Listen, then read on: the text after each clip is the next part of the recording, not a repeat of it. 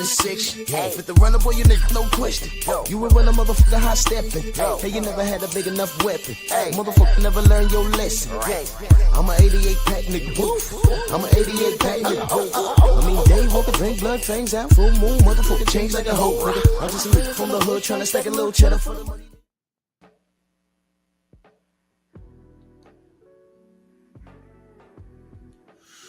Yeah, buddy. Yeah, buddy. Lightweight. Lightweight, baby. It's time to bleed. Drew Titan, Bronx on deck. Shout out to the mighty LDBC. Smash the like button, like the video, share the video. We are our own algorithm. Let's not leave it up to Pillow Bite and Miguel to do anything for us. We do this roll call real quick. We got a lot of things to get to. Kawhi Elliott, Brian Dow, G. McCall, Dal Anderson, Coach Hudson, True Boxing Night, Todd Swindle, Mr. Cell Block, Brother Cole, Mr. Shelton, Freedom's March, 704 Joe, Mind of Mansa Musa, Main Biker, Rick C, Enormous Giant Clothing Company, Sensei Storm B-Man, now to 86 early in that super chat. Salute, he says, salute June, salute to the mighty LDBC, hashtag we outside, all day, every day. My brother Ratchet since 91, salute. One deep in the building, Main Biker in that super chat. He said, they can't beat us fair, so they sent a tyrant cop. That's exactly what they did. The more things change, the more things stay the same.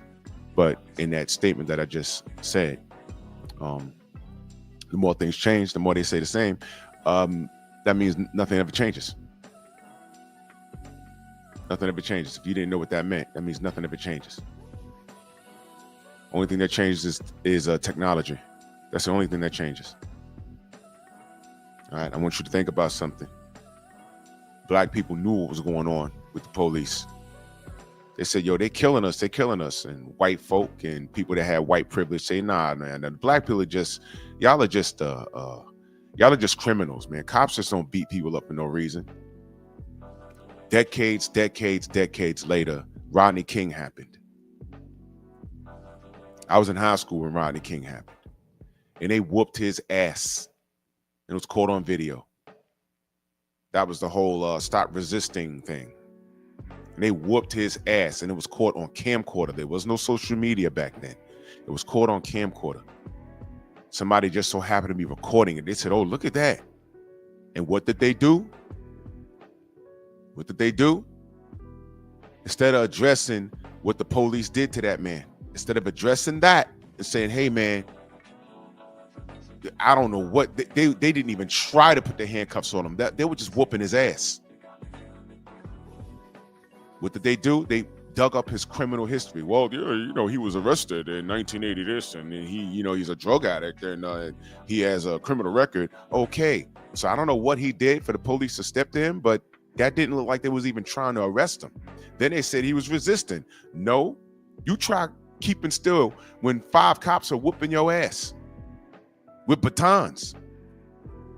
It shit hurts. They tried to justify the ass whooping. That's what they did. That's what they did. They tried to justify the ass whooping. And that failed. And then they let the cops off.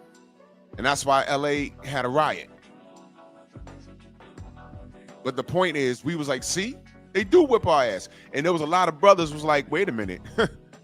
That was light, because last year, they done bust my elbow and knee up. I wasn't even arrested. They just hopped out on me and started kicking my ass. What we were saying is, you see, this is just the first time y'all caught this on tape. There's worse ass whoopings than that. That's not even caught on tape. And then the white people and the other ethnicities that think they have white privilege, they said, oh, well, Rodney, he does have a criminal record. Bullshit. What does that have to do with what's happening now? To say that is to say, oh, there's a war hero. He's a Green Beret and a Marine. He is the real life John Rambo. He took down platoons by himself. Got the Purple Heart, all these Medal of Honors, comes home, gets hit by a car. That's not fair. It's life. How does a man that's a real life G.I. Joe, well, one man, real life G.I. Joe, one man army, right? Real American hero, right? Comes home and is crossing the street and gets hit and rolled over by a drunk driver. The Koreans couldn't take him out. The Vietnamese couldn't take him out. The Germans couldn't take him out. Comes home and get hit by a drunk driver. That's not fair. Drunk driver in court. Do you know the medals that this man have? I was impaired. I didn't know who the hell that was. Not fair, right? Whether Rodney King was a habitual drug addict or a pastor, it didn't matter. Whether you're a drug addict or a drug dealer or a gun runner, or you're sitting in a church trying to help a white boy named Dillian Roof to find Jesus, and he comes back and lifts you up off your goddamn feet. It didn't matter. It doesn't matter who you are. You're black. Whether you're dark skin like Bud or light skin like Tank. Whether you got a process in your hair like Sugar Ray Robinson or your shit nappy like George Foreman. It doesn't matter. Whether you're a pure boxer like Floyd Money Mayweather or you're a slugger with God power in your right hand like Deontay Wilder, it doesn't matter. Whether you got perfect teeth and on the Wheaties box like Sugar Ray Leonard, or you're a hard-nosed, hard worker like Larry Holmes, it doesn't matter. Your ass is black. Shouldn't see in that super chat. Salute. Thank you so much. Doesn't matter. When will you wake up?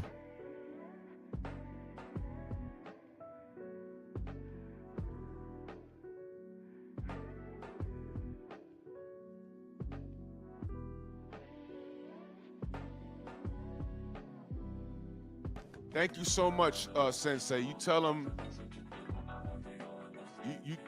man, I know he enjoyed that work of art that Bud dished out, man. And I'm so happy that he was able to see that. And, you know, we almost had an unfortunate moment to follow that. And Scrap didn't, nobody needed to see that, especially the history that Scrap knows about in his heart. And Scrap knows what's going on with Bud right now, what went on. And you know, we talk about historians. Scrapbook Boxing is the historian in the community. He is the historian. And Scrap could tell you a thing or two about what happened to Bud. The more things change, the more things stay the same. Pick a moment in time. What happened to Bud is consistent to how we are treated. And y'all might not think it's that serious, but I'm telling you, we almost lost Bud the other night. I'm telling you.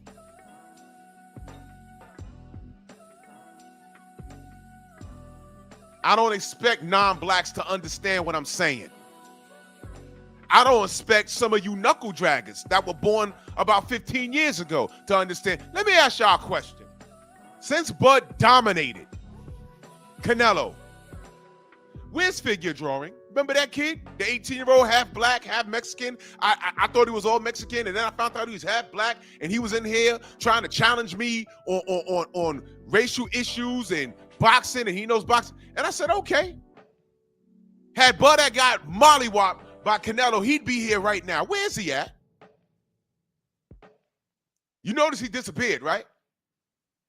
What happened to the 58-year-old dude? Where's he at? Y'all can't show up to talk boxing? I'm not going to rub it in your face. I'm talking boxing.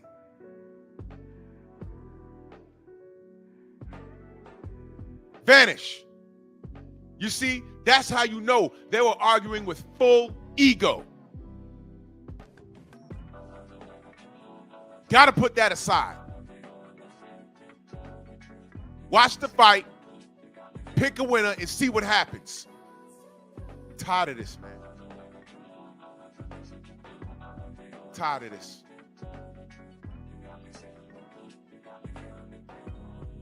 Gang, gang, right?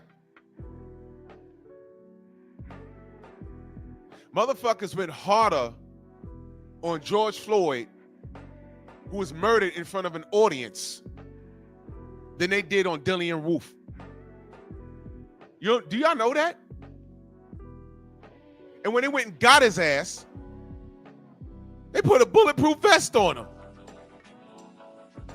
Did y'all notice that? Did y'all remember that?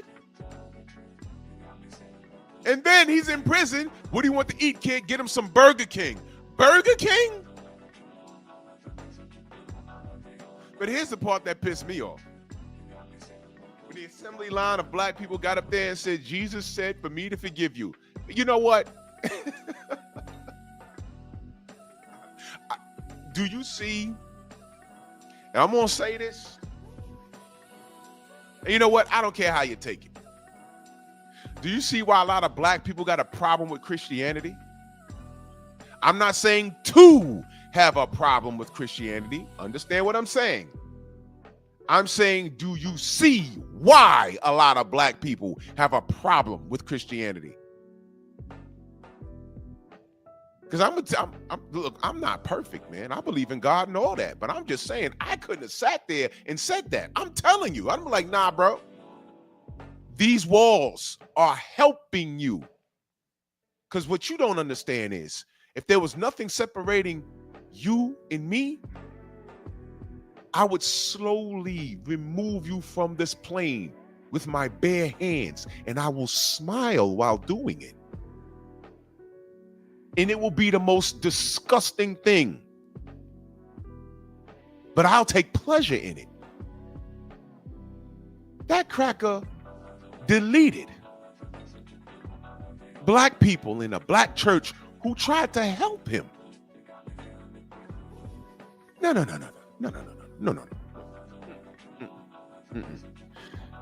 Turn the other cheek, huh? I'm not gonna turn my back so you can kick me in my ass. No. Comes a time where you gotta fight, man. I'm sorry, man. That's a misrepresentation. I don't know any Muslim Klansmen. They're all Christian. They all got Bibles. They all use scripture to justify hanging niggas from their necks. Yes. I've heard it.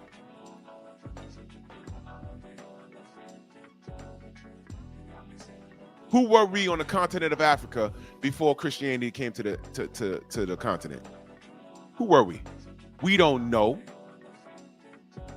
We've been whitewashed. And we're on all four corners of the globe. We're in Scotland, Ireland, Dominican Republic, Cuba, Canada, Alaska. We are everywhere. Japan. We are everywhere.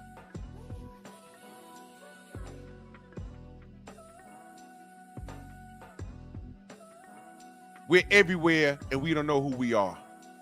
And one thing has been consistent no matter where you go. Nobody likes us. No matter who you are.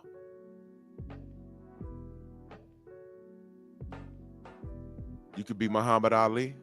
You could be Ray Robinson. You could be Errol Spence. You could be Bernard Hopkins. You could be Joe Louis. You could be Marvin Hagler. You could be the Charlos. You could be Devin. You could be Larry Holmes. You could be Deontay. It doesn't matter. It doesn't matter.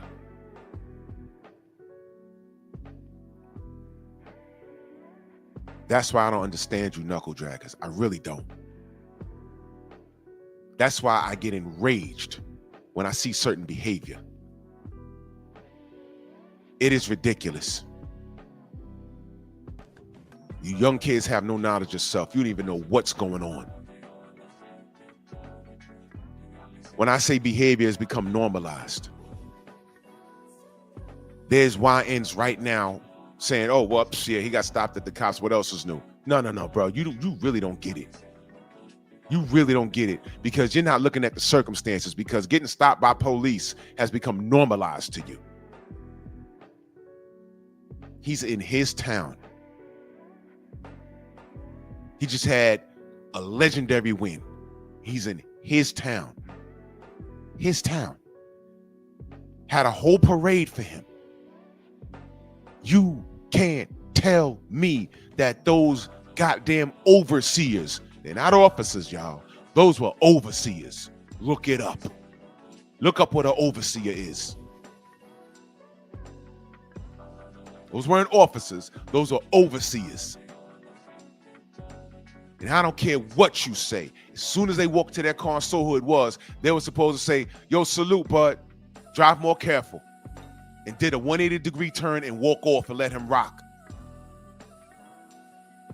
Those overseers walked up, looked around, and I don't care who you are.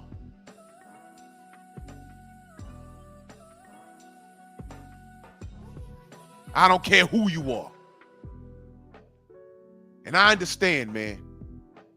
You got to stay disciplined, man. You got to stay disciplined. And I want y'all to be I want to be very clear. I'm not taking shots at Christianity. I'm just saying these are the things that black people say, hey, man, this is why I can't rock with it. Do your own research on the word of Jesus. It's not what the Klan is telling you what it is. It's really not. Do your own research. I'm just saying I understand where all the aggravation comes from. You get my point? I'm not saying the word is not real, because people have gotten a hold of the word and they've bent it and twisted. They twisted it to suit their agenda. That's what the Klan did.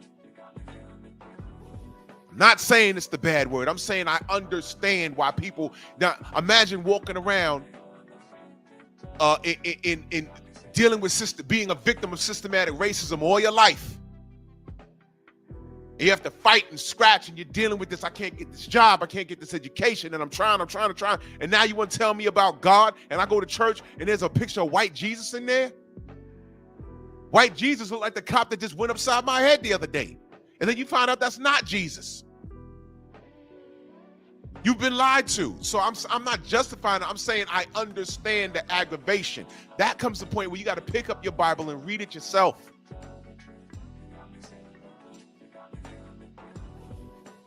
You got to read it yourself. You got to get proper interpretations.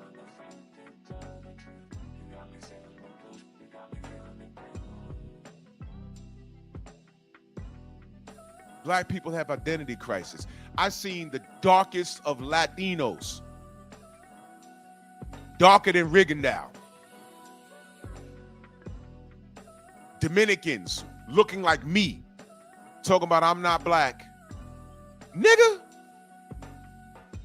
let me drop you in the middle of West Virginia. They will show you what color you are. And then when you get to talking, you're gonna blow their mind. This nigger on there talking, this nigger talking that spick stuff. You a black Mexican. Get the noose. They're gonna tell you what color you are. They're gonna tell you. Stop it.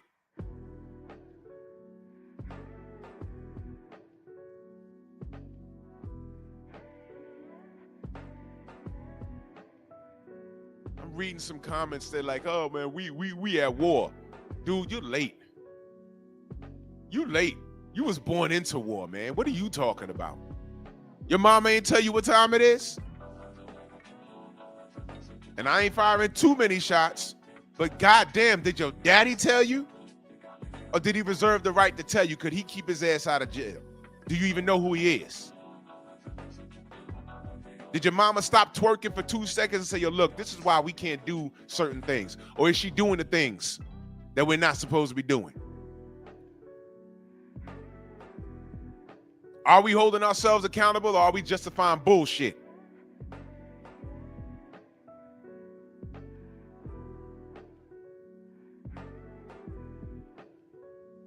Diana, salute, Queen.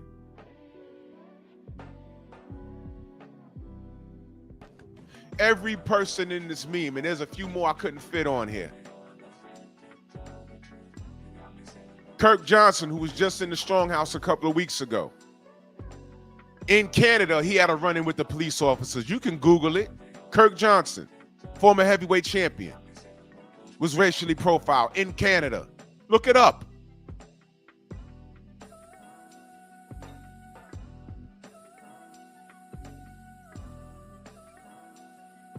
What happened when Marvin Hagler went to Europe and won his fight? They were throwing bottles in the ring on his ass. This is Marvin Hagler, man.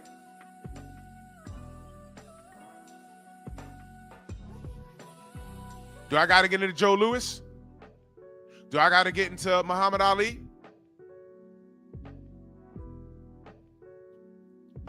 Why did I get upset when those emails about Al Heyman got intercepted, calling him Black Hitler? I'm like, what is that? Not a white person did that. Those were all Latinos.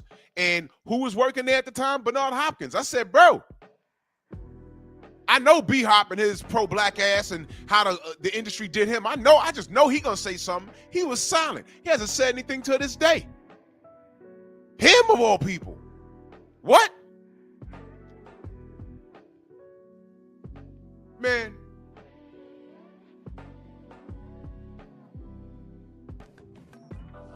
You gotta be kidding me. You gotta be kidding me.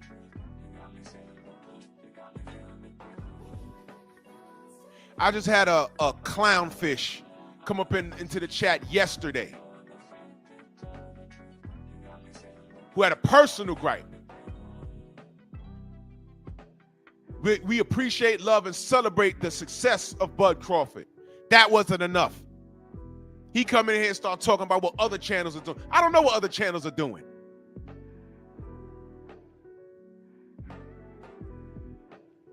So talking about the disservice that was done to Bud and celebrating the fact that he's done something that no fighter has done in this era is not enough for him because he got a personal gripe. And he told on himself when he said, oh, because he beat your favorite fighter. Well, who's my favorite fighter? Who's my favorite fighter? Who are you talking about? Go ahead and say Errol.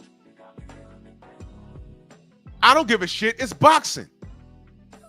Somebody gonna win, somebody gonna lose. Why are you in here with a personal gripe? Because this is the bigger picture. Now watch this. Watch this. Here's how diseased we are. And I know his dumb ass is watching today, but you're blocked. But take heed to the message. There's a lot of things I could have said about Bud. And I ain't got to lie on him. There's a lot of things I could have said about Bud. When Bob Arum dragged him, and we were like, yo, what's up with that? The amount of money I could have, the amount of money I lost on Bud, I could have bought a house in Beverly Hills. We went crazy. We was like, yo, you don't talk like that about Bud. What did Bud say? You don't know his heart. Leave him alone. What? Did that not happen? That happened. I said, oh, shit. What's wrong with Bud? Okay, I'm going to mind my business. And I stopped talking about it.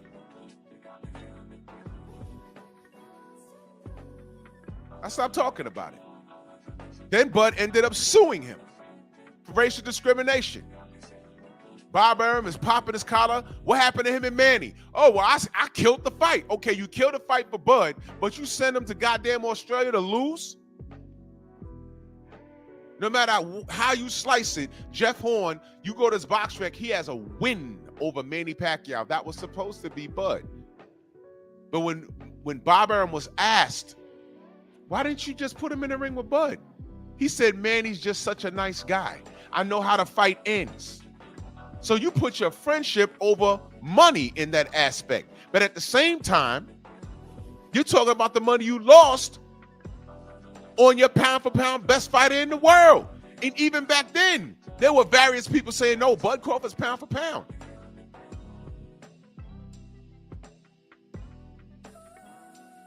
Huh?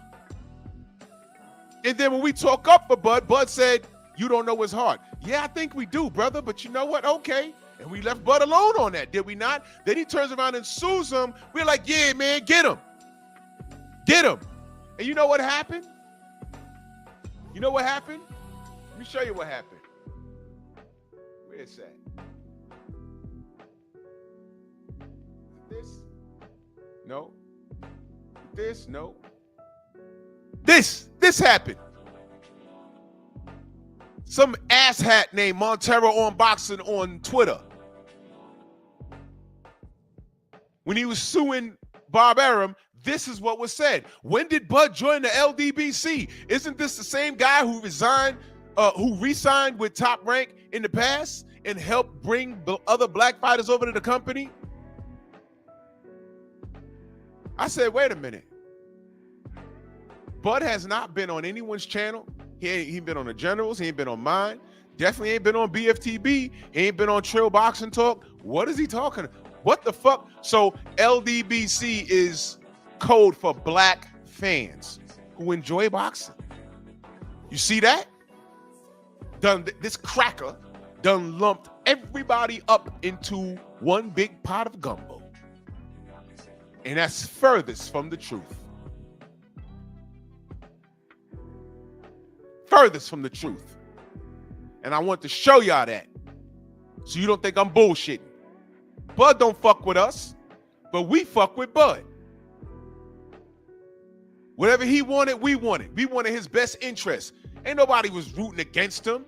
There's not a fight that Bud had that we rooted against him. Listen to the language, y'all. Because I'm about to debunk somebody. WJ Luckett in that super chat salute, he said it's been a war against us ever since we've been brought here. Exactly. Salute to you. Thank you. Because I hear the Bud fans right now, oh, well, you picked Errol to be. No, it's a pick. I fucks with Errol, and I just thought he would win. That's it. Bud proved me wrong, and I celebrated his win. Did I get on here and start hating? Did I get on here and start making excuses? No. I was at the fight. I bought all of Bud's pay-per-views. What are you talking about? I've been to Bud's fights. I was there when he beat Amir Khan. That was in New York. I was there. I was there. I was in Vegas when he beat Errol. I was there, and I bought the pay-per-view for 2 houses. I support Bud more than his fans do. It was just a pick, that's all. I got on here and said, man, I don't know why Mel Charles chasing Canelo. He's undisputed at 154. Right now, he should fight Bud. Forget Canelo, forget the redhead. These two brothers should break bread and make history. Bud will have an opportunity to become an undisputed at the next division up. Forget Canelo. I said that. But y'all too focused. Y'all too focused on the wrong thing. Y'all always hating on Bud. Well, those cops hating on Bud. What you gonna do about that? Don't talk to me. I know what Bud said about Bob Arum. I know what Bud said when he was asked, hey man, you know, what's your most important fight of your career? He had a problem saying Errol. Y'all forgot that? And then he said, nah, that fight was for the community. He said Madrimov. Y'all forgot? Did I do a marathon stream about that? Did I do a short video about that? Yo, Bud, you wrong for that. No, I let that go. I said, man, I'm not gonna play into it. I'm not gonna play into it. Bud don't know what's going on. Bud got a problem congratulating people that look like him. Bud thanked Errol for making that fight. That fight between him and Errol doesn't happen if it wasn't for Errol. Ask Bud. He said it several times. That was his #1 arch rival. And he dominated. And still won't give him credit. Did I go on a rant about that? No. Would I be lying? No. That's how diseased we are. That's how diseased we are. Ridiculous. Let me ask you a question. What makes that thought process any different from Floyd Mayweather's thought process? Wasn't the consensus around Floyd, wasn't the idea around Floyd was he don't fight black fighters? Remember? He only fight Latin fighters. Remember that? Bud ran around thanking Errol for that opportunity. Errol didn't have to do shit.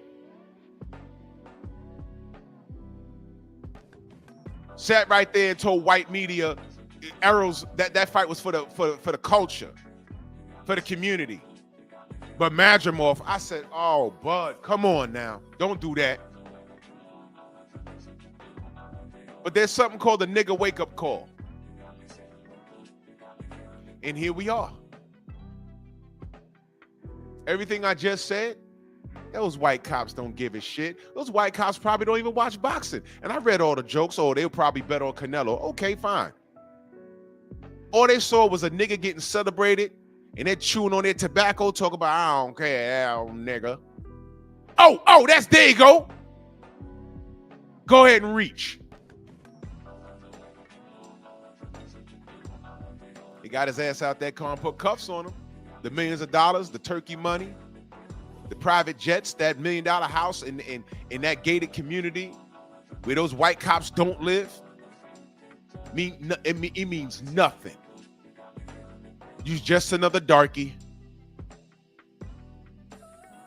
Fresh off of celebrating. You're just another darky. So I hope Bud learned something. How about that? To all you motherfuckers with a personal gripe. I could have easily had a personal gripe against Bud. I let all of that go. Because what he was trying to accomplish meant more to the community. So I got on code. I didn't say anything. Now, Bud haters, tell me what I lied on him. Oh, yeah, you'll come in here and tell me I shouldn't say that, but did he not do it? Everything I said, he did. But I never said it leading up to this Canelo fight. Because there was no call for it.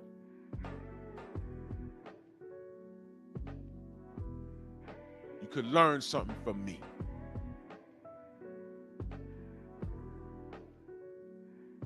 Personal gripe.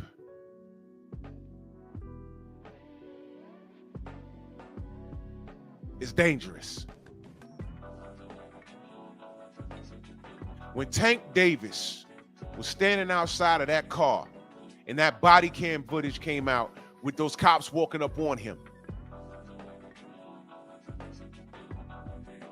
did I do a marathon stream clowning him? Hey, yo, look.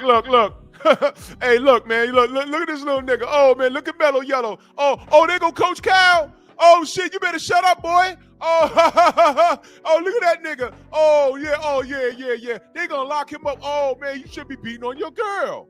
Did I do that? Did I do that? No. But when that picture came out of Errol Spence in the hospital sleeping with his face all swollen, you know how many people made that their avatar?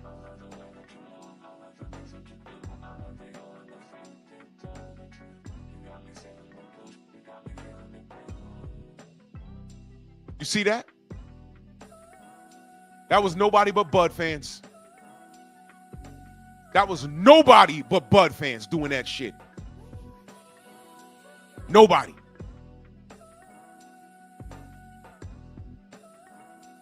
Shakur had a collapse in discipline and had a fight at a gas station. Hit a woman.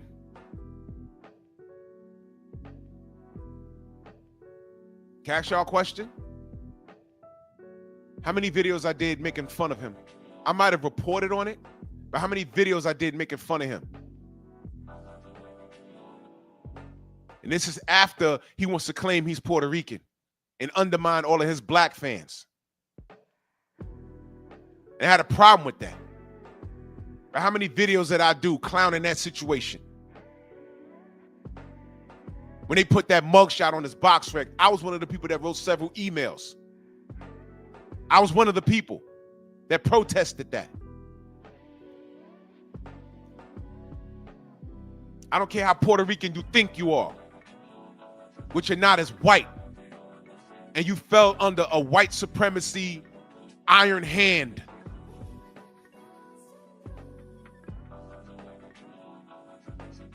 So I couldn't help but to protect that kid. He ain't gotta know me. People could send him shit that I said about him. He could see me and snub me in real life. I wouldn't care. I know who I am as a man.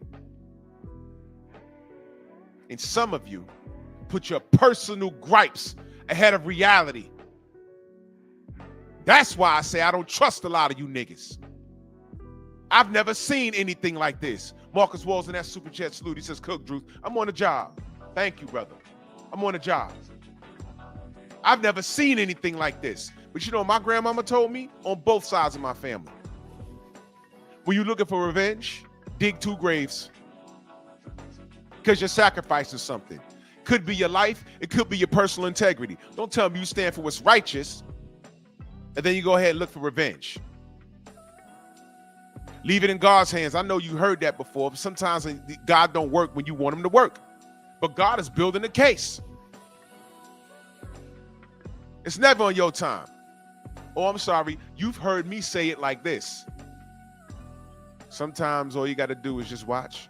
Sometimes you don't have to lift a finger. Let them talk. You hear me say shit like that all the time. Let them talk. And this what happened to Bud should be a learning moment for you assholes, especially the asshole with the Bud avatar that pulled up.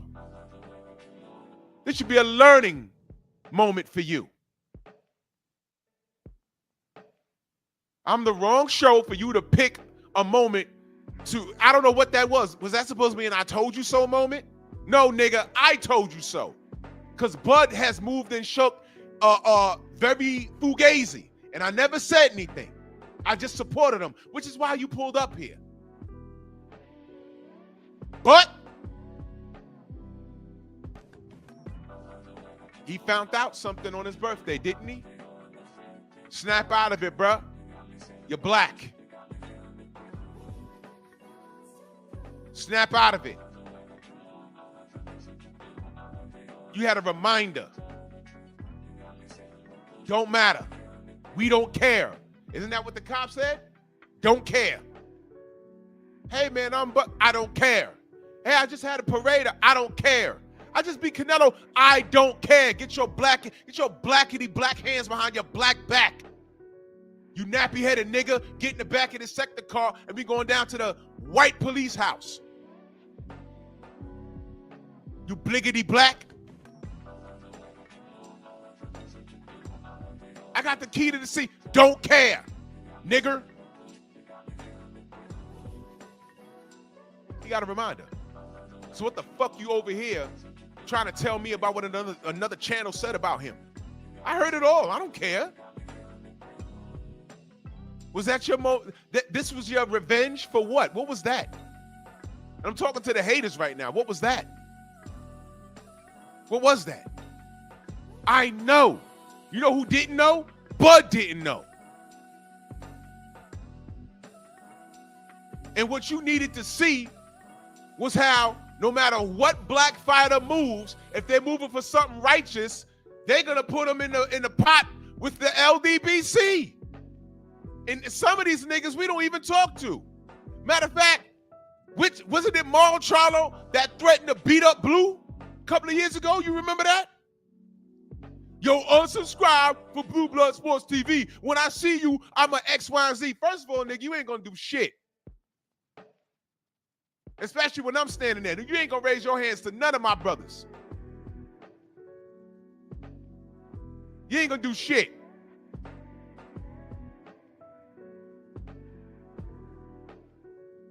Got all the smoke for your own. Got all the smoke for black media online. Danny Jacobs walked up on your punk ass and you went from lion to kitten right there in our face.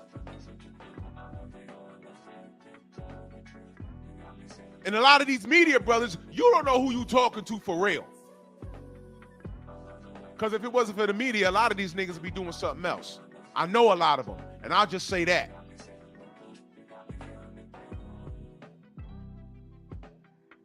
And Blue ain't say shit to him. And another thing is, we don't say shit about these fighters that are not true. A lot of these grown adolescent babies, they've been in the gym and babied all their life. They don't have any real life experience with nothing. They've been in the gym. They never had to have a real job in all their life. So they don't respect it unless they got a father in their life that lived that life for them and say, son, I'm going to put you here so you ain't got to do what I do. But every day, I'm going to tell you what I did so you don't make the mistakes and you ain't got to do what I have to do. Shout out to Bill Haney.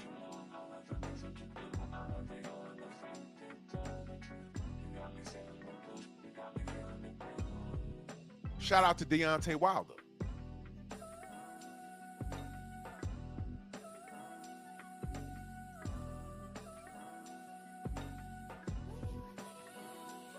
Do we want to shout out Bud Crawford's mom? Did y'all see that?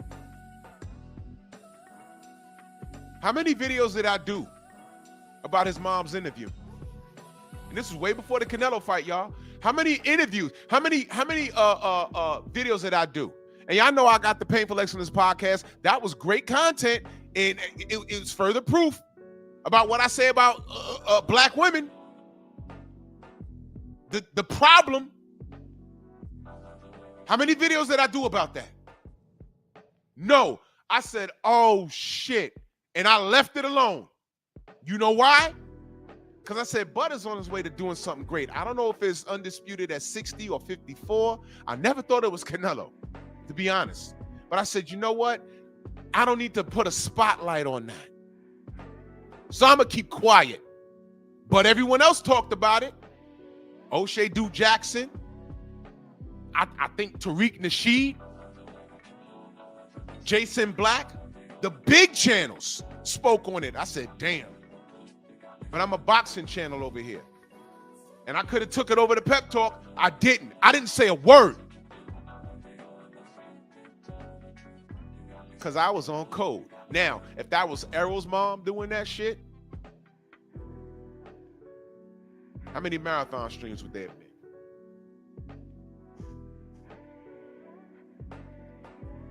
Yeah. I could name some names that would have did that shit.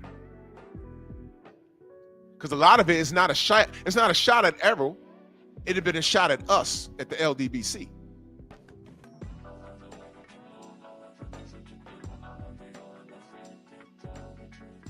See what I mean?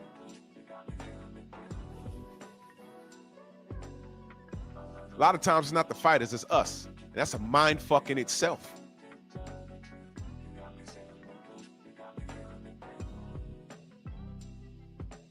Y'all don't know that I'm tired of being treated like this. Y'all don't know that broke my heart when I watched that video for the first time. I didn't even want to look at it. I brought myself to look at it the other day. Well, when it happened, I did tear up because I was angry. I'm like, God damn, in Omaha? He just got the key to the city, win of his life. Why is this being done?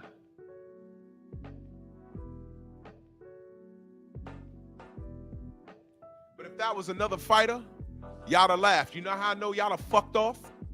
What happened when Devin got pulled over with that gun incident? You know what you mindless freaks said? Oh, he trying to be like Tank. That's why I don't like him. He trying to be street. First of all, Tank's not street. Second of all, who goes to the extent of getting a criminal record for street cred when you're already a millionaire? Who the fuck said that? I know one cracker said that.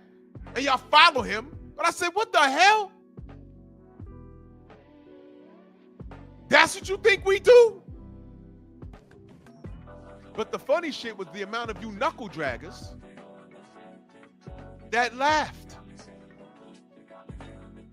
What the fuck was so funny? And I told y'all without even knowing the facts, I said, man, I already know what happened here. Y'all will see. Look, somebody strapped. It was his security. They saw the firearm. They said, well, whose gun is it? Nobody wanted to take credit for the gun. They said, all right, well, whose car? It was in Devon's name. Okay, your car, your gun. That's it. He's the talent. The people are there are friends in security. They locked them up and they dropped the charges. Simple. Some of you knuckle draggers was mad that the charges got dropped. Can you believe it? Y'all didn't say, oh man, Devon could have gotten killed, man. Man, why they harassing the young black man? A lot of y'all didn't even say that. And I ain't got to tell you what type of fans were promoting that kind of dysfunction. Y'all already know. And I said, man, you knuckle draggers can't get on code for 2 fucking seconds. Some of you motherfuckers were hoping that he got shot. I read it. I read it all. Leading up to the Canelo fight, Blue Blood did a video. And he was talking about how we're not on code. And he was talking about how, oh, you know what he was talking about? The picture that they drew about Bud. I did a live about that. And I'm like, man, what the fuck is this? And where's the rival picture? Where's the funny picture about Canelo with his red hair and the freckles? Didn't see it. But they drew Bud with his big lips and everything else. I said, man, who the fuck did that?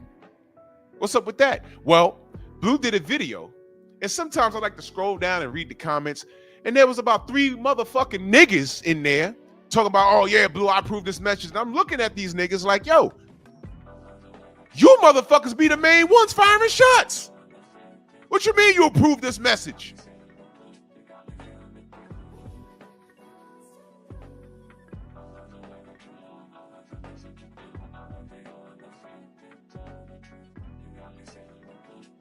This is why I got trust issues.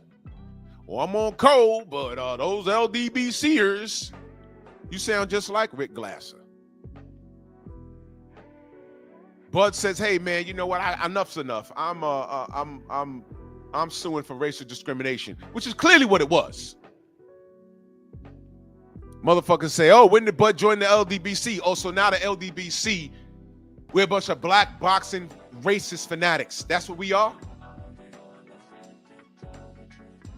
Montero Boxing, pull up.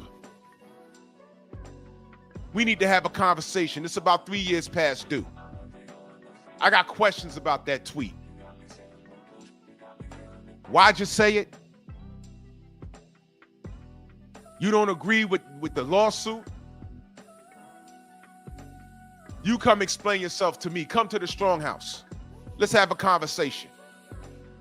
He won't.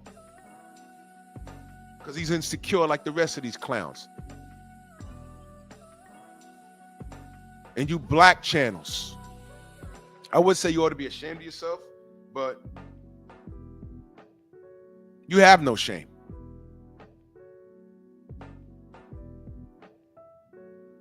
You have no shame.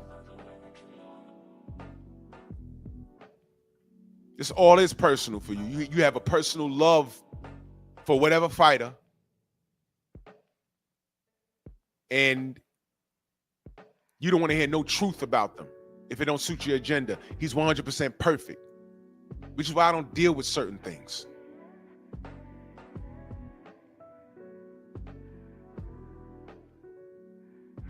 If you can't be honest about a fighter you support, then I really don't want to talk to you.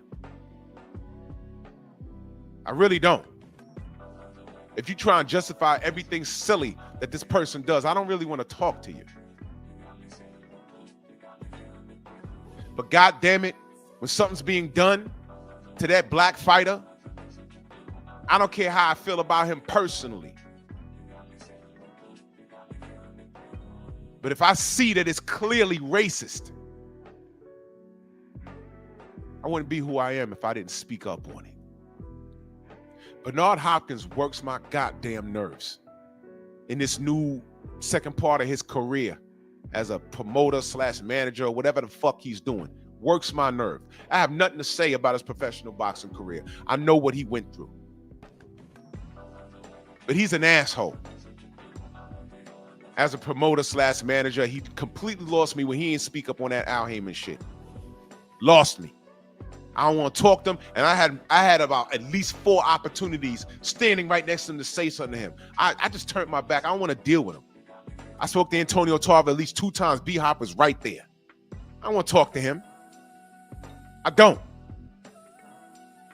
There's a few guys I've seen I don't want to talk to. I'm like, I don't want to talk to him. Man. Fuck that. I don't want to talk to him. Don't care.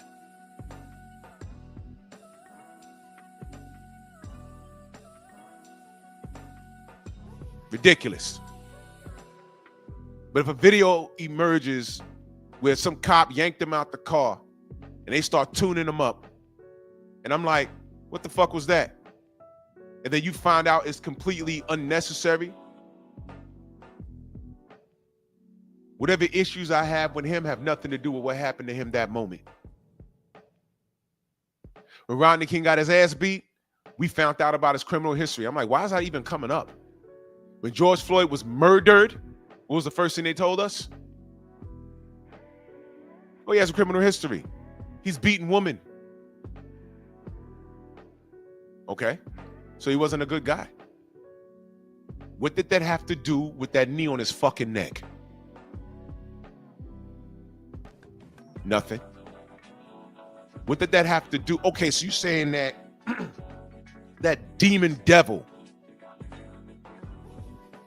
did us a favor? That's what you're saying? Because as he was doing that, you think he factored in George Floyd's criminal history? Found out that they knew each other?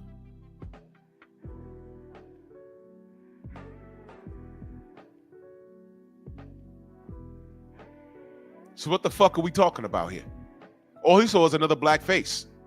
That could have been George Floyd. It could have been you. Could be me. Now here's the funny part. Let's say it happens to me. I'm going out today. It could happen to me today. There'd be a majority of people saying, man, they shouldn't have did that to Drew. That's fucked up. But how many motherfuckers will get on YouTube and be like, oh yeah, see, that's what he did.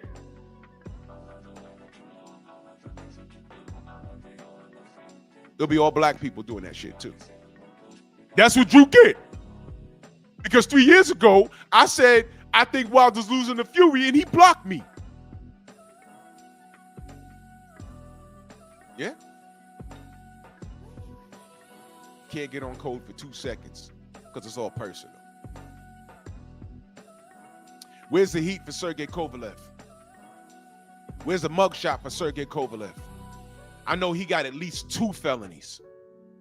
He beat up Becky and then returned to the scene of the crime and got arrested with a shitload of money in his pocket.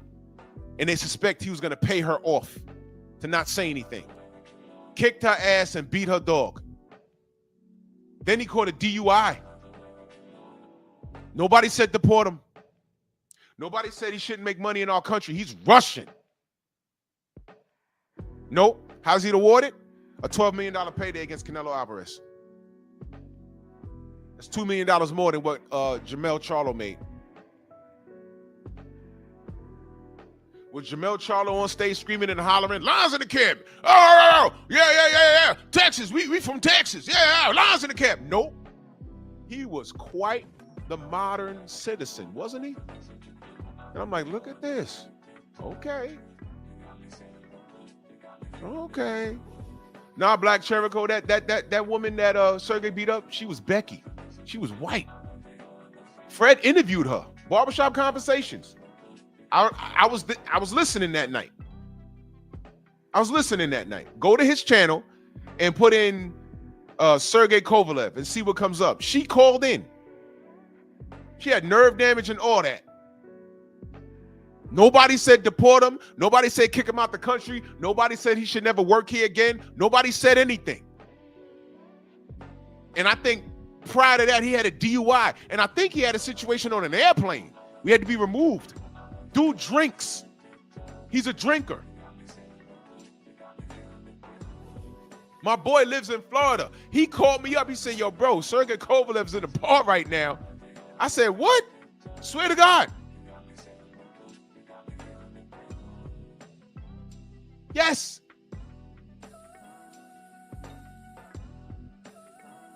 That happened. Tyson Fury can come over here and do whatever the fuck he wants. Deontay Wilder gets on the scale, they boo him out of his mind, and he's from here. He's from the trenches. Devin Haney gets cheated. No speculation, because we had to fight for Deontay. But no speculation, he was cheated. It came out. All of it came out. Ryan was lying all over the place about several different things. I don't take vitamins and supplements. And then he blamed Ashwagandha. I said, I thought you don't take vitamins and supplements. No, but this did it. Then the company said, ain't no ostarine in our product. Then he blamed two other products, Super Carb and NutriBlast or whatever it was. And they said, nope, not in the lot number that you said. And then the company said, hey, man, the canisters that they sent to us, that Ryan sent to us, there was ostarine in it, but they were already opened. This kid was lying all over the place. And his last response was, fuck George Floyd. He was on fentanyl. And what did you niggas say? I can't unsee the left hook. So you got to understand, this is why I have trust issues. I don't trust a lot of you niggas that were born in 2000. Some of you niggas was born in the late 90s. I don't trust you niggas because something happened. If you're old enough to remember your mama getting dressed up and going out looking for a new daddy, if you're old enough to remember that and to normalize that, chances are I can't talk to you. Chances are I can't talk to you. I really can't. Because if she did that in your face, you've normalized a lot of dysfunction. And we're not the same. If you were still walking around identifying with the bad side of how a fighter came up, for example, if you could say, I fuck with Tank because I identify with how he came up, he from the trenches. If you're saying that, chances are you and I cannot have a conversation. I'm not saying it's impossible, but chances are you and I can't talk. Because I don't identify with none of that. That's not my story. I come from an era where if you had to go to the store and use the book of welfare stamps, y'all remember that? The welfare stamps that look like paper money, look like Monopoly money, y'all remember that? And you go into the store and they said, no, I can't sell you that without the whole book, because sometimes you would walk around with the loose. But they said, no. You probably stole that from somebody. You have to have the whole book to use it. The food stamps. Remember the food stamps? I come from an era where if you grew up like that, that was embarrassing to let your peers know. It wasn't celebrated. Now you got welfare kings and queens. Hell, the welfare kings are being enabled by the queens, all on the internet. I got 7 kids, 6 different baby daddies. And I'm looking for the 7th. You saw that bitch? And she raised her oldest son to eat off of the system and put it on TikTok. Go on, son, tell him what you do. I get my fruit snacks and my juices and the government done pay for it. And I'm not saying he's gay, but I'm looking at his mannerisms and I'm like, he's acting like who? His mother. His head got the popping and shit. I'm like, yo, he's around his mom all day. There's no male influence inside that house.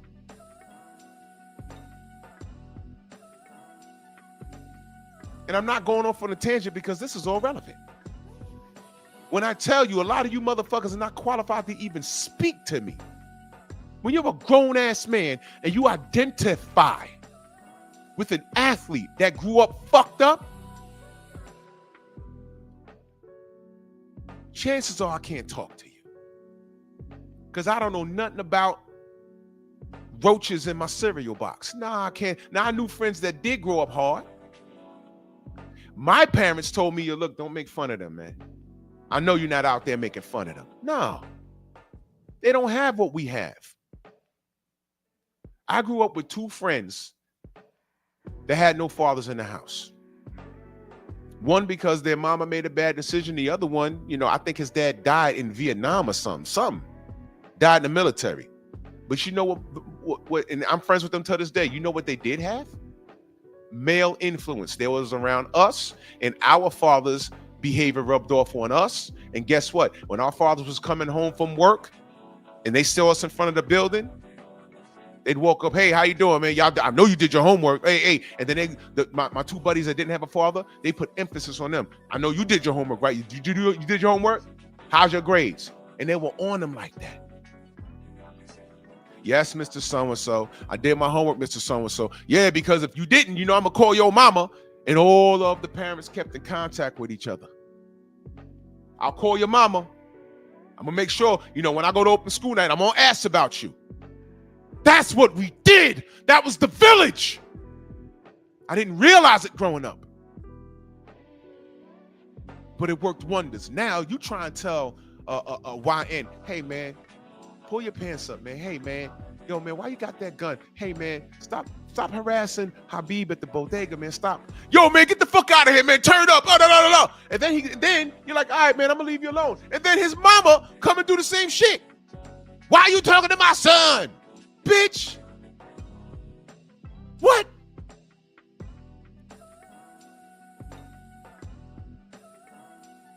So when I get on here and I show concern, and I say, hey, man, Tank's baby mama almost tried to get that young man killed. Y'all don't see that. When I get on here and I say, man, Bud almost was murdered the other night. Y'all don't see that.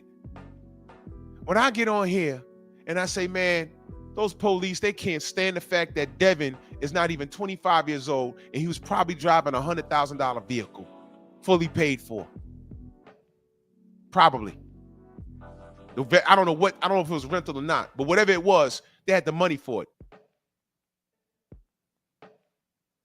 And for them to even hit him with a gun charge, the probability of that young black kid life being at risk was very high.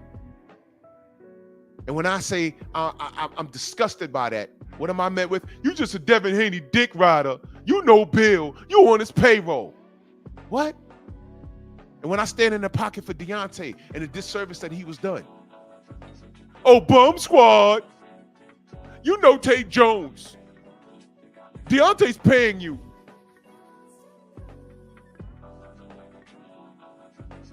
When I say, oh my God, what happened to Errol? He was probably drunk. You don't even know what happened. At the time, you didn't know what happened.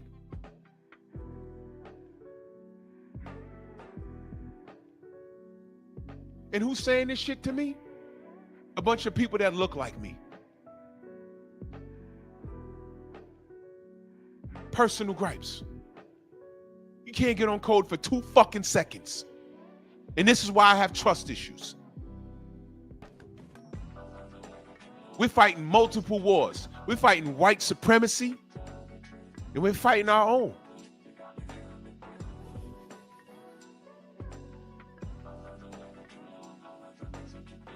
Yeah, Kuda, I go through this every day. Today, there's going to be a video about me and what I'm saying right now. There's a nigger watching me right now that's going to try and go into my archives and say, oh, yeah, Drew, he contradict himself. This nigga Drew, he said this and that, but he said, Coach Malachi, and you out here do this and they do what they do. With your 3rd grade education. There's a nigga watching me right now that's going to have to try and find something funky to say.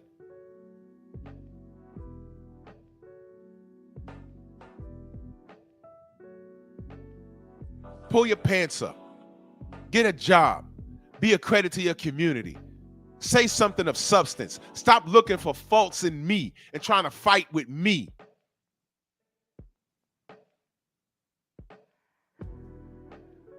They tried to kill Bud, y'all. What was his crime? What was his crime? Tell me what his crime was. They let him go. There was no charges. It was a legal carry. Do y'all know that? Well, I'm about to play the news in a second. What was his crime?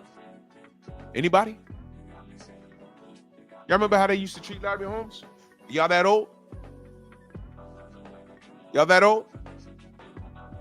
Legendary boxer, Hall of Fame fighter.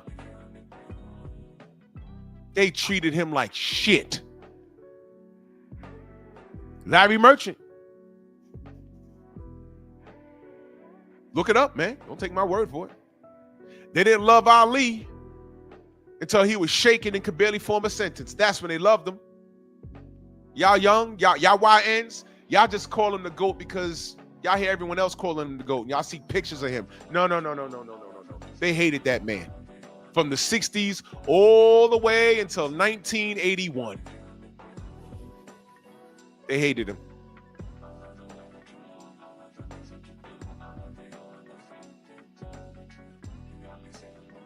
See Money, salute. Check this out. I appreciate you. They hated Ali.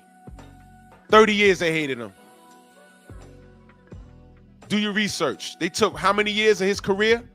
Because he wouldn't go. He said, no, Viet Cong ain't never shoot me or kill me. You know what they was going to do to Ali if he went to that war? He was going to get shot and killed by friendly fire. But they wouldn't have told us it was friendly fire. They just said, oh, we're going to bury him because he fought for our country. No, somebody was going to shoot his ass. He said, I ain't going over there, man. Fuck out of here.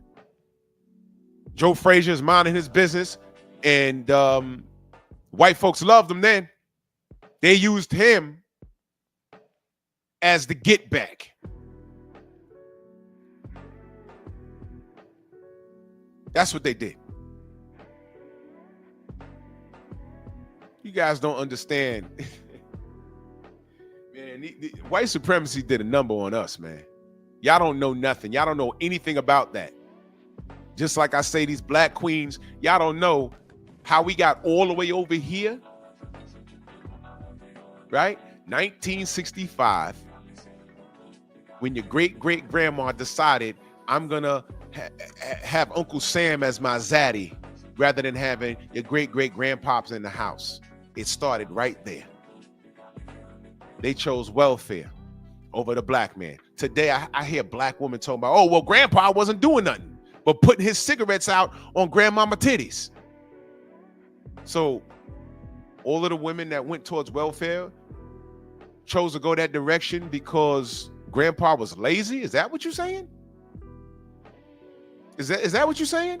Okay, don't take my word for it. But when Charlie Kirk said exactly that and said the black household collapsed and that's why we're fucked off now I'm seeing all these black women saying that that's true. I was like, wait a minute. Kevin Samuels been saying that for like the past 5 years. Y'all told him shut up. And then when he died, y'all danced on his grave. Zaddy comes along and says it. Oh, you know, that's true. Oh my God.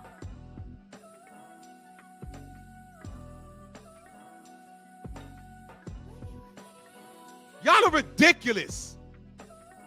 Drew, why you got trust issues? Well, I don't know if you're listening.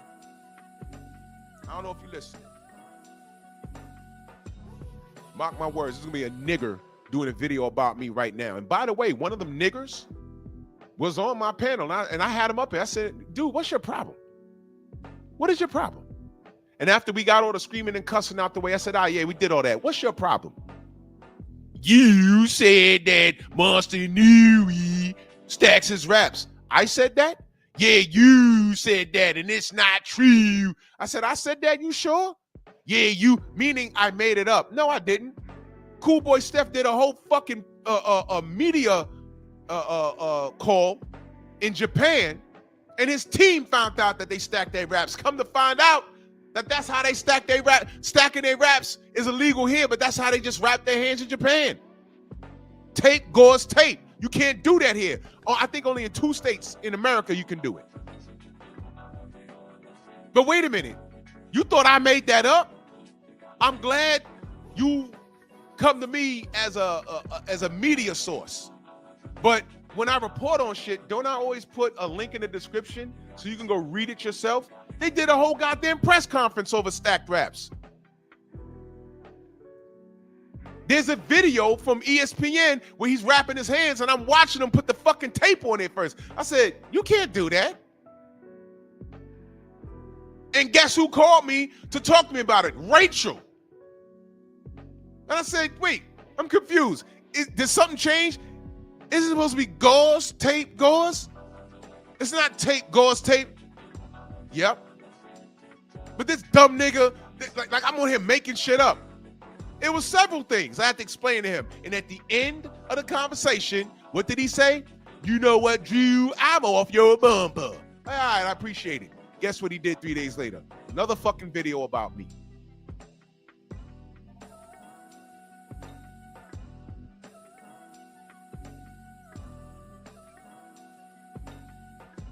I would say unbelievable, but it's not.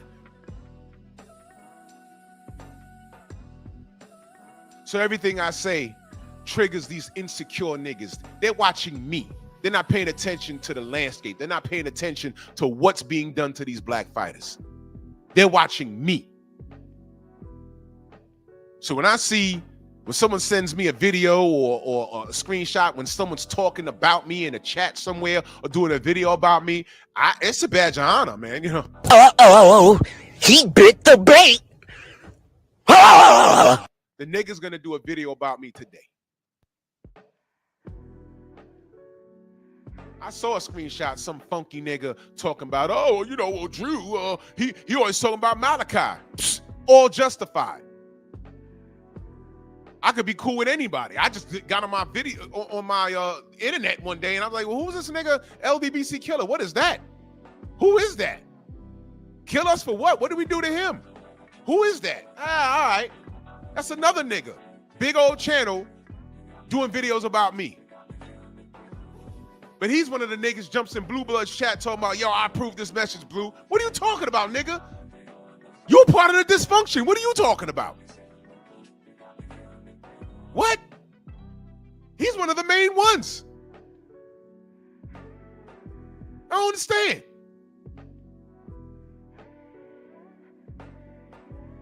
Fuck.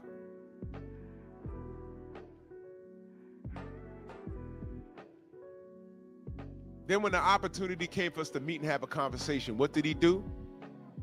He hid like the rat he was. And I don't respect it. I don't respect it at all. There was space and opportunity for us to meet and have a conversation like, man, that nigga didn't come to the weigh-in. He didn't come to the event. He went to go visit Marco at his comedy club. Marco wasn't even there because Marco was at the fight with me in press row. And that nigga vanished. Goes back to Tampon, Florida, and puts up a fucking a meme. Him being Tupac and me and 78 on it. Talking about West Side. Nigga, you's a clown. And you's a part of this dysfunction. You's a fucking clown. And half of the people that fuck with you is only the people that we don't want to deal with.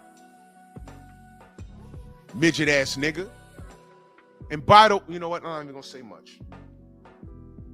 Y'all know what it is. But everybody around him is not his friends. And I'll say it one more time. Everybody around him are not his friends either.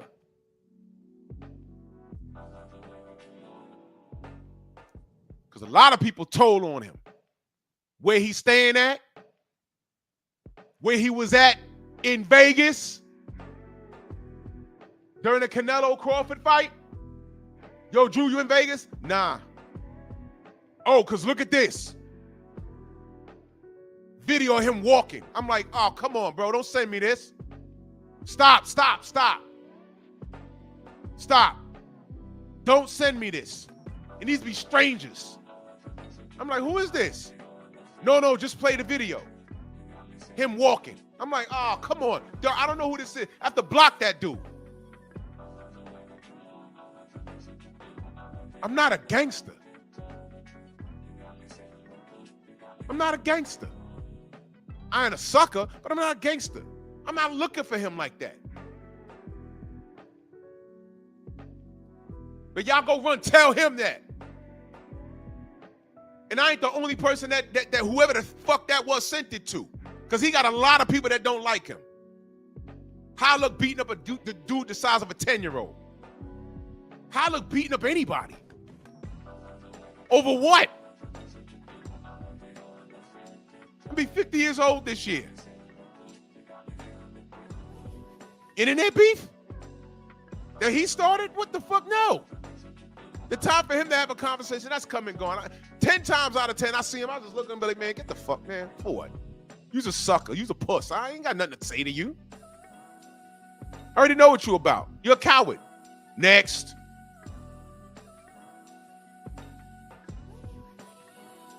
Gotta block mad people. Why you letting me know you got eyes on them? Yo, I got eyes on them, Drew. Come on, man. I'm not no godfather. Stop, man. What the fuck?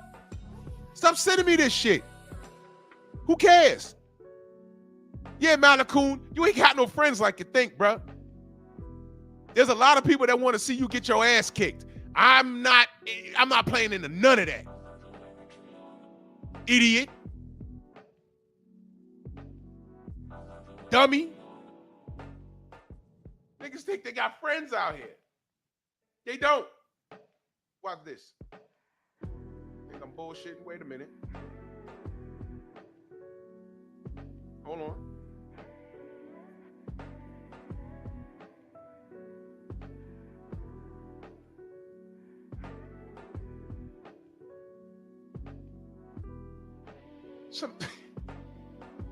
Nigga sent me a pic. He had on red pants or shorts. They may have been shorts. A white shirt with red writing on it. I don't know what it was saying. He had on a bracelet on his left hand. I don't know what it was exactly. He had his nappy afro and a goatee. He was talking to somebody.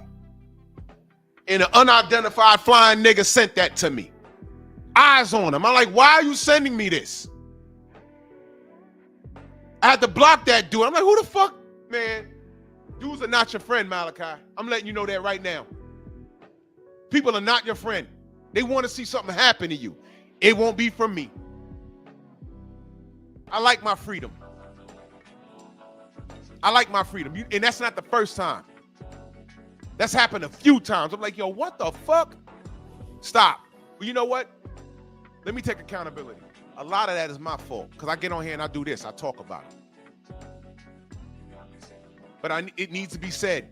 I'm not checking for him. Because God forbid something does happen to this monkey and the FBI gets involved and I got to answer a phone call. Hey, you know, this dude, he was beaten and, well, you know, what is the LDBC? What do y'all do? Nothing. We talk boxing. Go to his house and look in his hamper. Look at his nut rag. Y'all know nut rags? Y'all know, stop front. When y'all was going through puberty at the age of like 13 and between the age of 13 and 14, and you can't stop jacking off, you have a nut rag. Well, he has a nut rag that says LDBC kill on it. He threatened us, and what did we do? We ignored him. I don't know who hit him in the head or whatever the fuck. I don't know who did what. Wasn't us. We don't even think about him. He thinks about us. So I hope I was of help. Get your naked gun on. So go run, tell him that. Because you got a lot of snitches out here. Oh, yeah, Drew was saying this. Drew was saying, yeah, go tell him that. That's why my gram is private. And the op that's on my gram, I know who you are. I'm just waiting for you to do something stupid. I know who you are. I already found you. No, Abel. No, Abel. Somebody sent me when he was in Vegas, somebody asked me, yo, you in Vegas out here? Because people do that. Yo, Drew, yo, I'm a big fan. Are you out here? I'm like, I don't know who the fuck, yo, stranger danger. Nah. Yo, watch this. And sending me short videos of this nigga. I'm like, yo, what are you doing? Blocked. I'm nowhere near Vegas. Stop doing that shit.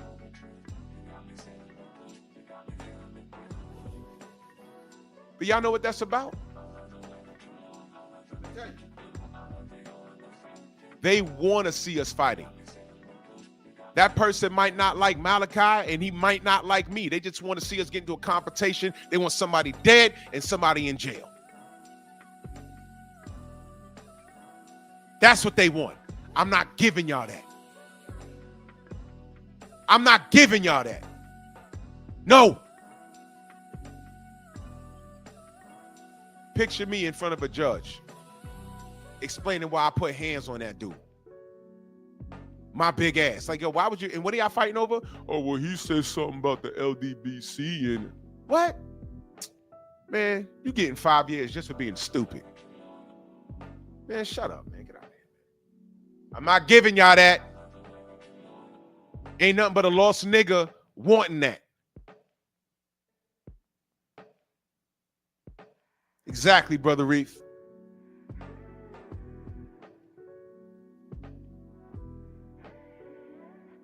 Motherfuckers run over there just to hear him talk shit. He's as off code as they come. So when I saw that comment in Blue's chat, I said, what the fuck? He's the main one. Man, oh my God, bro. Oh my God. Just know this. Whatever problem he has, it wasn't us. I don't know him. I don't. Never reached out to me. Nothing. He came on here starting trouble. Sheila, salute, Queen. He came on here starting trouble. Not cool. We all supposed to be black, right? Supposed to be. Nigga saw my I approve this message. I was like, look at this nigga. Get the fuck out of here. You must be out your goddamn mind. Let me play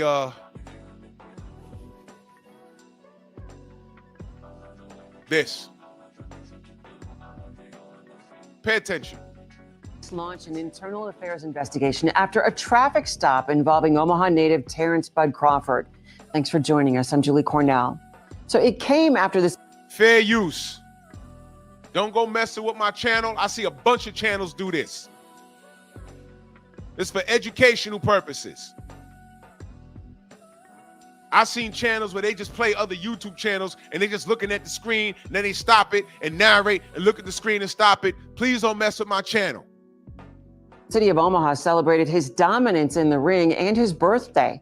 KETV Newswatch 7's Pete Cudahy spoke with city leaders and members of Crawford's team who were in the car as everything went down. Pete, what do we know?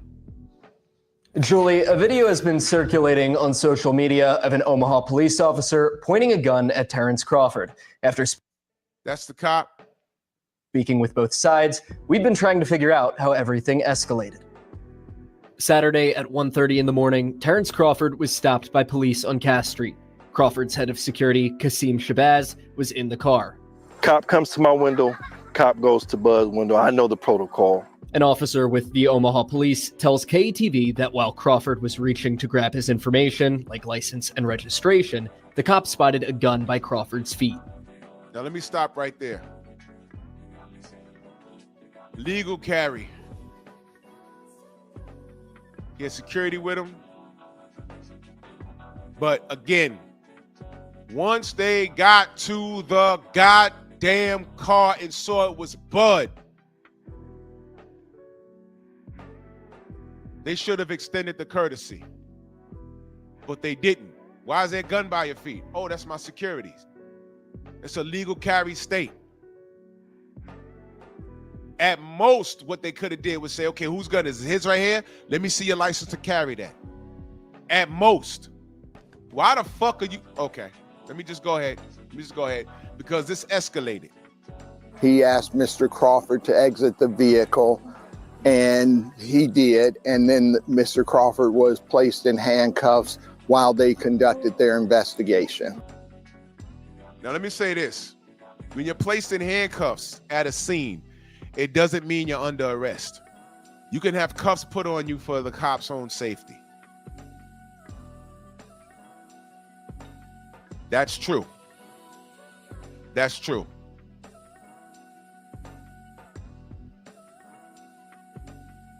But he was taken into custody.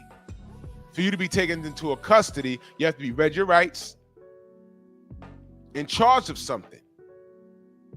He was taken downtown and released. But let's go ahead. The other 3 passengers in the car were also ordered to step outside at gunpoint and placed in handcuffs. Police say they found 2 guns in the car, but found that the people in the car were legally permitted to carry. You see that? Legally permitted to carry. But Shabazz says things went down differently, saying Crawford never reached for his license or registration. You hear that? He said, no, I don't have it on me. I left everything at home. He had already told them, so there was no reason for him to reach for nothing. That's very important, y'all. There's no reason for him to reach for nothing because he told the officer, I don't have it on me. I left everything at home. Now, you're supposed to have it on you. But again, I'm talking about courtesy now. In the 90s, when Allen Iverson was playing for Philly, I knew a few cops in Philly. They said, man, that kid is annoying. I'm like, why? It's like, yo, this motherfucker be doing illegal U-turns, speeding and shit, and we are told not to fucking bother him.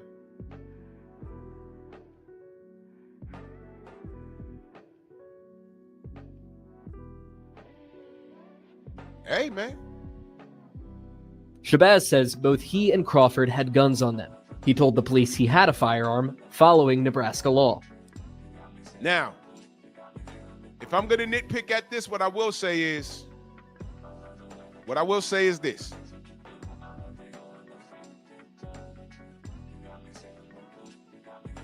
I don't care who you are, man. You can't be leaving your crib with no fucking ID. How the hell you don't have your driver's license on you, but you got your firearm on you?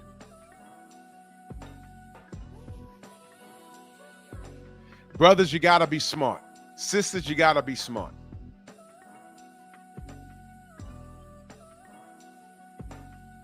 You gotta be smart. Don't do that. Do not do that. You gotta be a little more responsible. But still, the police, once they figured out who it was, they were supposed to extend that courtesy. They weren't outside to hurt anybody, do a crime. If it was driving a little reckless, you pull them over. Oh, that's Bud. Oh, yo, listen, man, could you drive a little better? Drive a little better.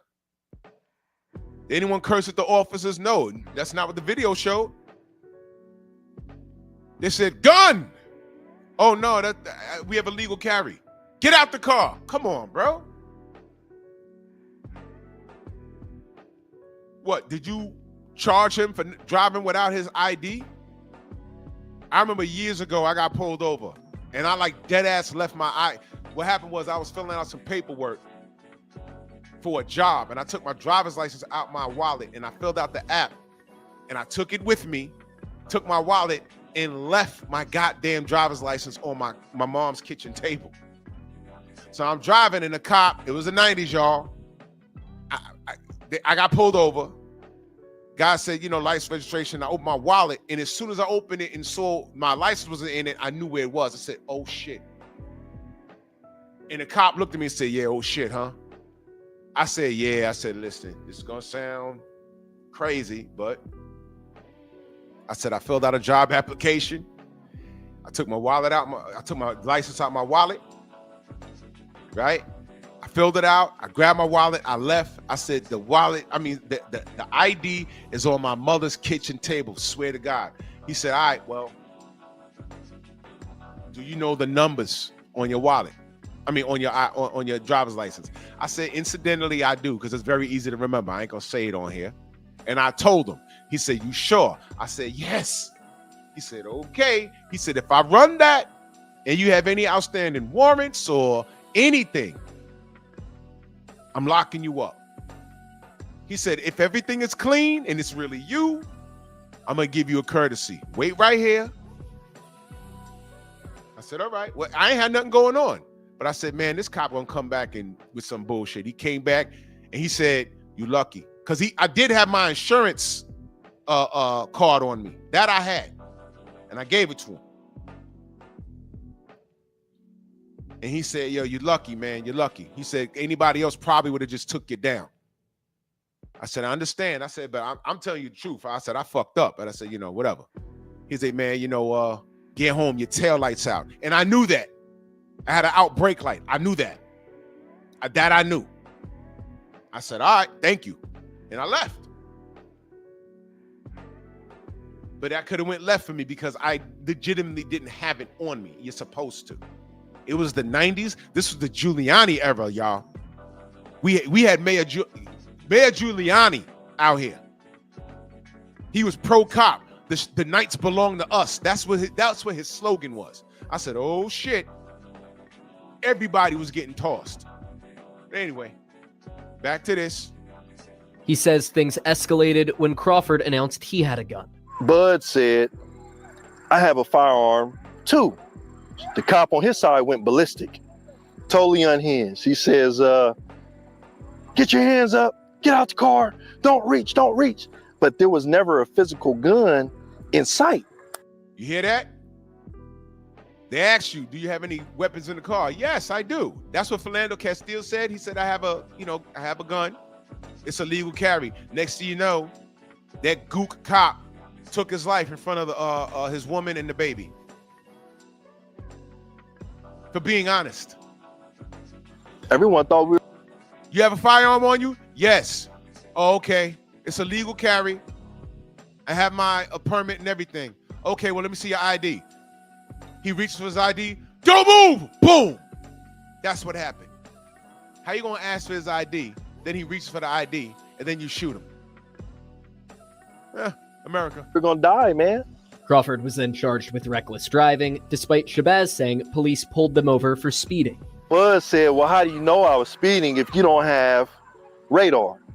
Now, do you know? I can't speak for state troopers. State troopers usually catch you. They say, "I clocked you at X amount of whatever." Do you know it's almost impossible for a police officer to charge you for speeding if they didn't catch it on their radar? They can't do that anymore. You speeding? Okay, now they can say reckless driving. Well, what did he do? He was swerving in and out of traffic. But there's so many cameras on these damn they got cameras on their body, they got cameras on their cars, because it holds them to a standard. But you still have to clock it. Well, Okay. Bud actually have the cop on camera saying, I admit that I do not have radar. wow. Oh, it's over. A video that Shabazz has not shared with KETV. After hearing about the traffic stop, Mayor John Ewing Jr. got involved. Myself, my chief of staff, Tom Warren, both reached out to Mr. Crawford, and he indicated that he would like us to do an investigation. Mayor Ewing then contacted Police Chief Todd Schmaderer, who authorized an internal affairs investigation. That means dick. Ewing hopes that by requesting body camera footage, there will be answers. Our job is to not speculate. Our job is to get the facts out to the people of this community and then be transparent in every step of the process. KETV asked Omaha Police to sit down for an interview, but they decided to stick to their written statement. The investigation remains ongoing.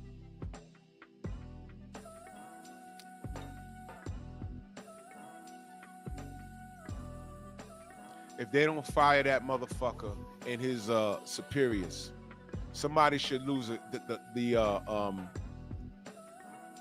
Brian is asking, can the officer get fired? Yes. If they're in violation of, when you listen, you are involved in law enforcement, you swear an oath to uphold the law with the utmost integrity. I forgot what they had me swearing on that shit. I forgot all of that dumb shit, man.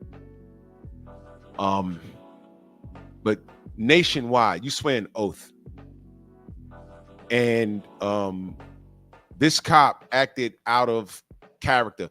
It's to the point where, remove the fact if that was Bud or not. It could have been a regular guy. You said he was speeding. That's what they said. Driving reckless. What kind of reckless? Swerving, partial. It appeared he was intoxicated. No, speeding. And then they have it on camera where he says, well, I admit I don't have you clocked on anything.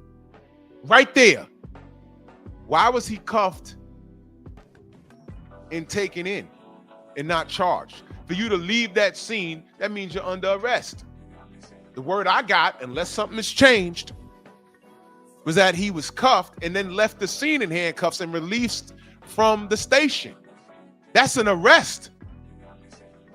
And then you leave the station, that means you was locked up for something and you made bail and you left. And now you got to go to court to clear shit up. That didn't happen. So if they don't clock you as speeding, and then there's some sort of gun charge, but everybody has a legal carry, what are we talking about? That could have been resolved on the spot. On the spot.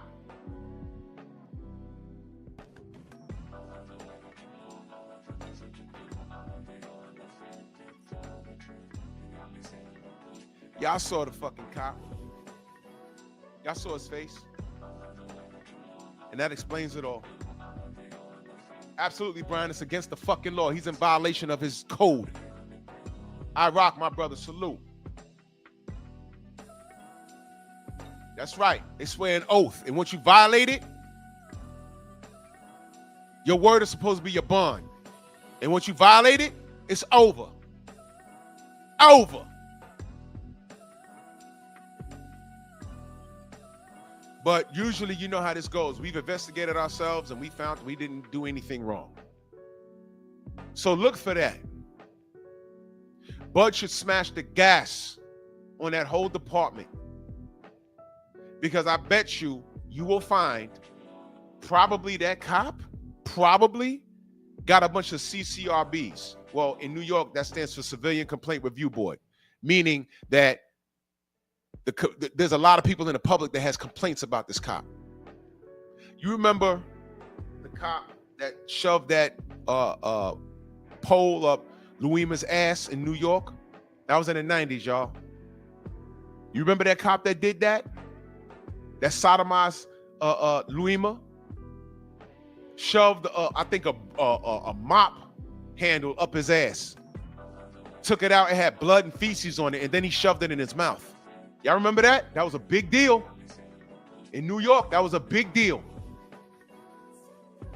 Well, when I got to the police academy, guess what kind of homework we had on that asshole? And guess what we learned about him? Because by then, some of the instructors were in the academy with him. And you know what they said to us? They said, yo, he was a problem in the academy. He kept getting in trouble. Graduated. And went out in the street and did the inevitable. They said he was a clown. I was like, man, holy shit. Wow. And because they looked past all of that, he cost the police department millions of dollars because Luima to this day ain't got to work a day in his life. It just cost him his ass. And the taste of blood and poop on his mouth. Jay Bean Boxing in that super chat, much love. He says, keep fighting the good fight. I'm on the job. Yo, I might be in Philly soon. I'm gonna hit you in the DM. I might be in Philly soon.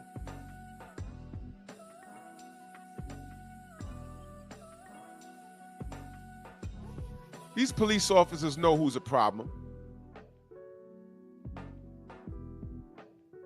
A lot of times when you find out these cops have done something, you find out it's not the first time they've done it. You find out they have all these complaints. So at first, it's like, man, everyone in the community is crazy. Wait a minute. I understand the YN's got a complaint, but how about grandma over there?